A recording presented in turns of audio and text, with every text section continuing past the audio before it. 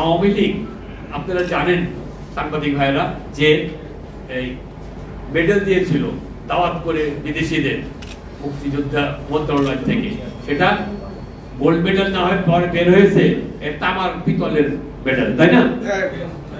এই যে শেখ হাসিনা, এই স্বৈরাচারী শেখ হাসিনা, সে যে এই ইয়েগুলো দিয়েছে, বাড়ি ঘরগুলো দিয়েছে, সেই কয়েকদিন পরেই বাড়ির মধ্যে ফাটল ধরেছে, দিয়ে তারা খালি ফটো অপরচুনিটি দিয়েছে। আর তারা বলেছে তারা মুক্তিযোদ্ধাদের দল, আর বাকি সব বলো গিয়ে মুক্তিযুদ্ধের বিরোধী দল। যে লোকটা যুদ্ধ করলো, যে লোকটা দেশের স্বাধীনতা ঘোষণা দিল,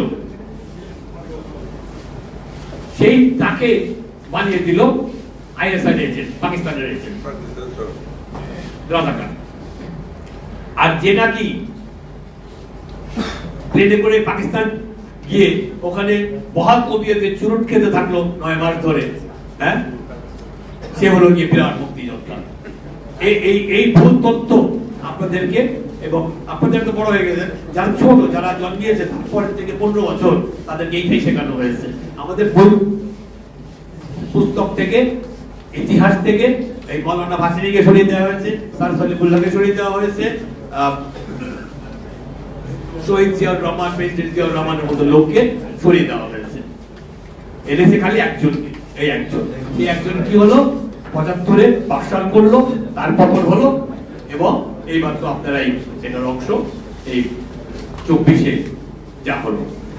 কাজেই আমরা মুক্তিযোদ্ধারা একটা অতীব, একটা অবহেলিত গোষ্ঠী।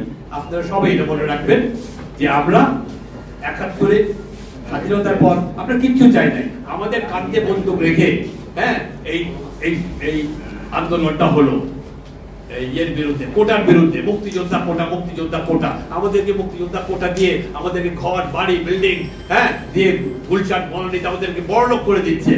বিশ্বাস করেন এই কোটার 5% মুক্তিযোদ্ধারা পায় নাই।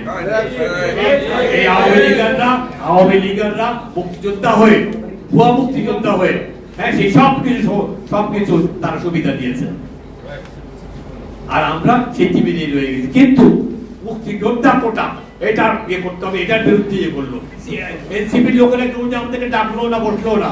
ভাই এটা কি হয়েছে? আমার এখানে এখন 50 জন 100 জন মুক্তিযোদ্ধা আছে, আপনি জিজ্ঞাসা করে দেখবেন যে তারা কেউ কোনোদিন কোন সুবিধা, এই কোটার সুবিধা কোনোদিন পায় নাই। আমরা যুদ্ধের চিন্তাই করিনি কোটার কথা।